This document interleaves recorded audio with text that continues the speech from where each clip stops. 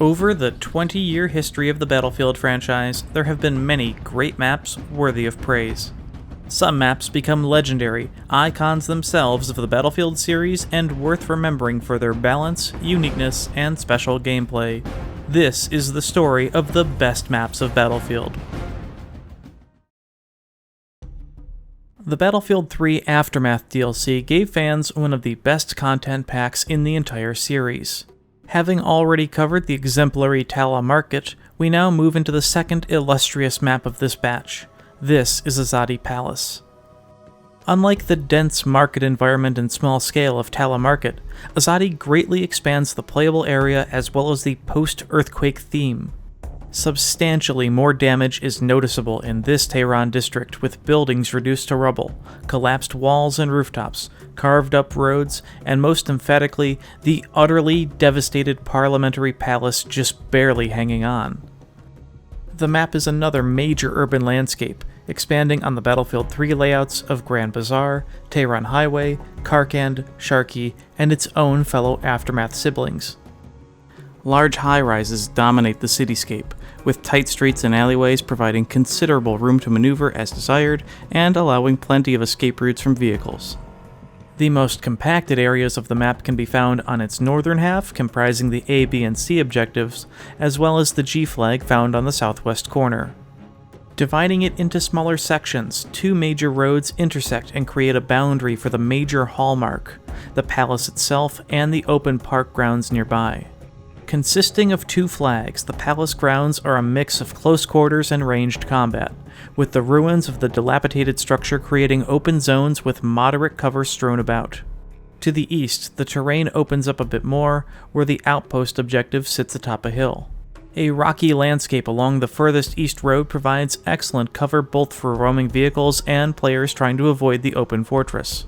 Being a 7-flag map design of moderate scale, vehicles make an appearance in a big way. A tank and IFE are provided at each main base, while a bonus tank is available at the outpost D flag. No aircraft of any sort keeps the map grounded, avoiding the problems caused in Markaz Monolith. Nevertheless, the amount of armor and rubble-filled terrain keeps the vehicles heavily bottlenecked, forcing engagements over the main roads and keeping their positions largely predictable.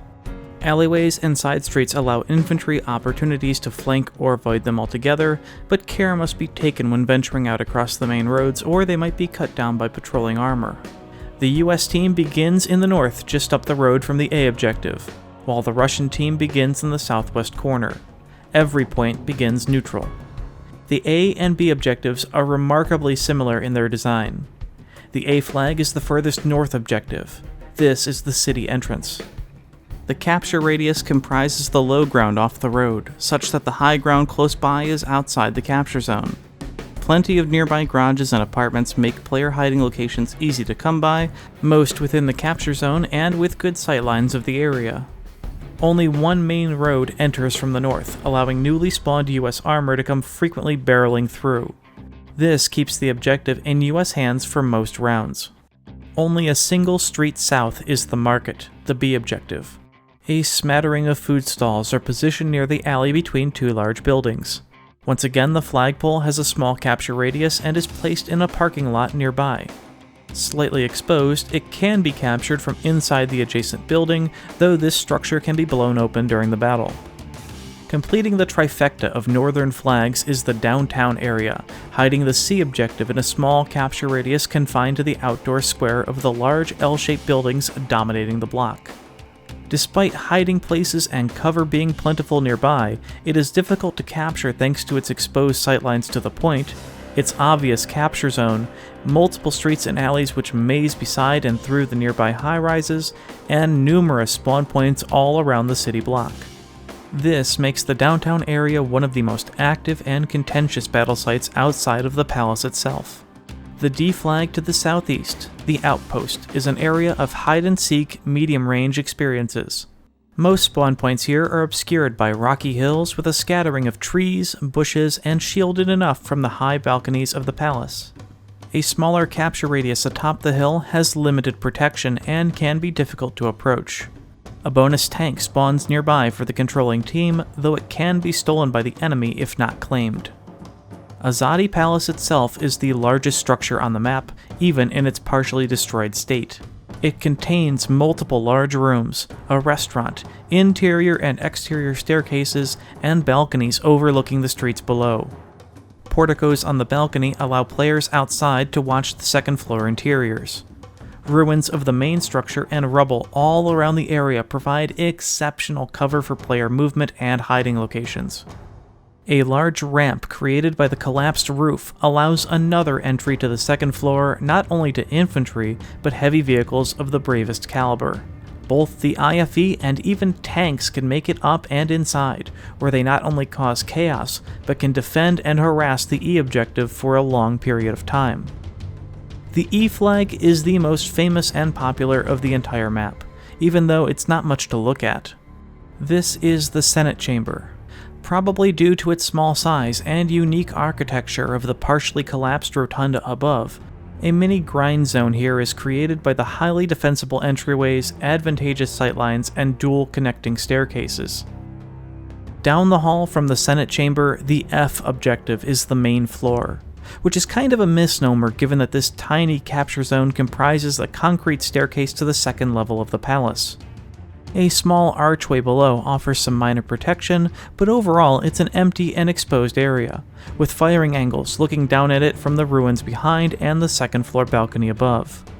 Furthest west on the map and across a large street from Azadi Palace is the construction site flag, G. Arguably the most confusing objective on the map, the capture radius is insanely small, protected only by a small container. This is contrasted by the large cluster of buildings which surround it, including dual multi-story structures and high-rises, construction materials, and garages nearby. Therefore, it is extremely exposed, leaving many players too stubborn to go for the capture attempt. Its flagpole location would have been far better suited deep into one of the properties under construction, as its current position is one of the few weak spots of the map design.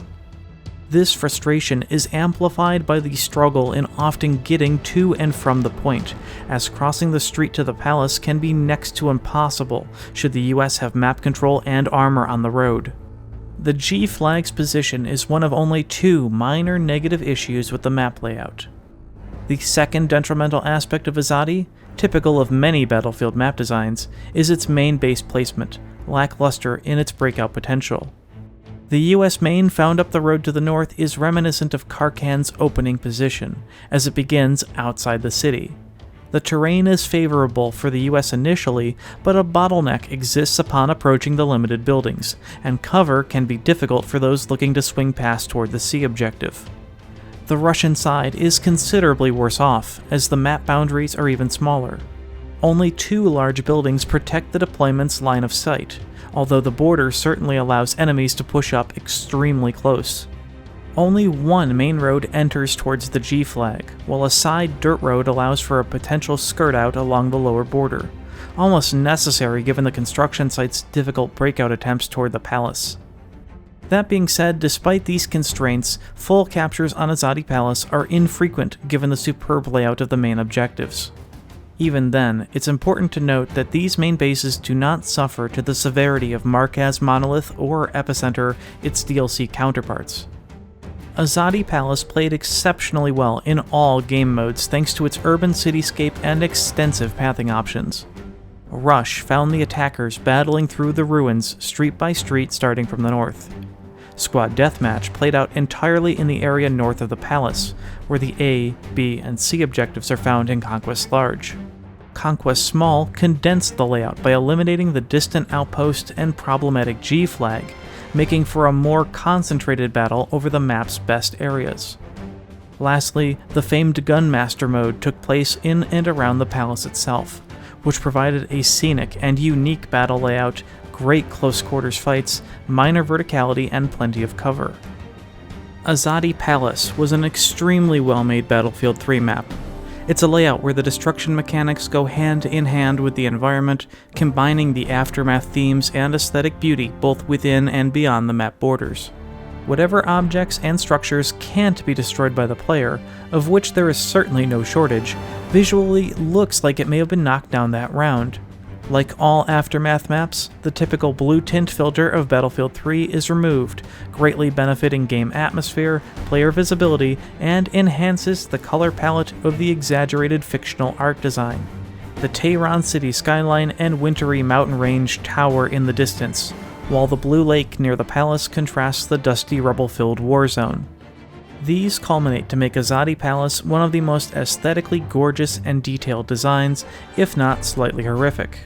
Of its packaged compatriots, Tala Market and Epicenter were infantry slugfests, while Markaz Monolith raised the verticality bar with its tall buildings and helicopters. Azadi Palace stands as the exemplary blend of them all. The definitive urban combat experience with exceptional pathing options, unique destructive theme, detailed terrain design, substantial cover, and some of the most protected spawn locations in all Battlefield 3. In the wake of such damned near perfection, Azadi Palace provides the intensity and ultimately the nostalgia to forever drive the enduring legacy of the Aftermath DLC.